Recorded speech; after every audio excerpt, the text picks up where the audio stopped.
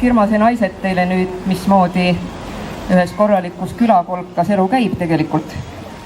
Ja pärast seda siis jälle raudkatsitantsijad tantsivad teile tuusteppi, mis on Rolandi esimene oma tants.